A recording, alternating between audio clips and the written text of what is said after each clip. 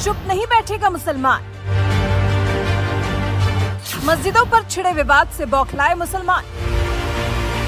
मस्जिदों पर आई आंच तो जवाब देने के लिए बैठे तैयार। बाबरी खो दी, अब ज्ञानवापी पर मुस्लिमों ने टेढ़ी की निगाह। 9 नवंबर 2019 ही वो तारीख थी जब नरेंद्र मोदी सरकार ने बाबरी विध्वंस मामले का हक हिंदुओं के पक्ष में कराकर राम मंदिर निर्माण का फैसला सुनाया था। बदले में मुस्लिमों को भी उनकी मस्जिद बनाने के लिए जगह दी गई थी। और अब बाबरी के बाद ज्ञानव्यापी के बाद मथुरा की मस्जिद, उसके साथ साथ ताजमहल और भी कई मस्जिदों की जब बात होने लगी है, हिंदुओं ने मस्जिदों से छिड़े जब पुराने विवादों को हवा देनी शुरू कर दी है, तो उससे मुस्लिमों में बौखलाहट देखने को मिल रही है।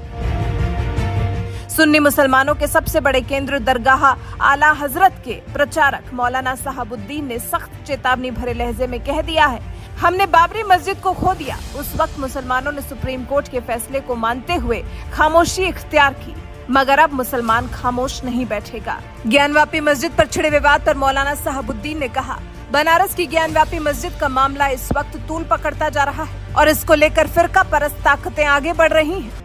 हमने बाबरी मस्जिद को खो दिया, लेकिन अब मुसलमान खामोश नहीं बैठेगा अगर दूसरी मस्जिद पर हमला किया गया। मौलाना साहबुद्दीन ने विरोध में आंदोलन की भी आशंका व्यक्त की है।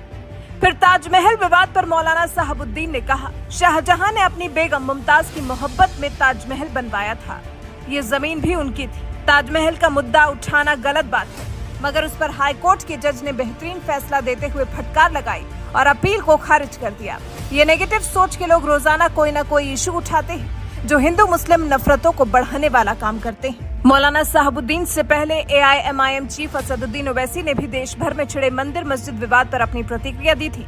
उन्होंने कहा था, जो सच है वो सच रहेगा। अगर सरकार 91 एक्ट को खत्म कर दे तो अलग बात है, पार्लियामेंट के एक्ट को माना जाना चाहिए। मैं मुगलों का पैरोकार नहीं हूँ।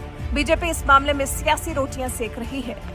कुल मिलाकर मुस्लिम समुदाय ने ऐलान कर दिया है कि अब अगर एक और मस्जिद पर आंच आई तो वो बर्दाश्त नहीं करेंगे, फिर चाहे वो ज्ञानवापी हो, ताजमहल हो या फिर कोई और मस्जिद, जिस किसी को भी लेकर देश भर में विवाद छिड़ा हुआ है। वैसे मुस्लिमों के इस ऐलान को आप धमकी के तौर पर ले रहे हैं या फिर मुसलमान खामोश नहीं बैठेगा पर आपकी अपनी प्रतिक्रिया क्या है? अपने विचार हमारे साथ जरूर साझा करें।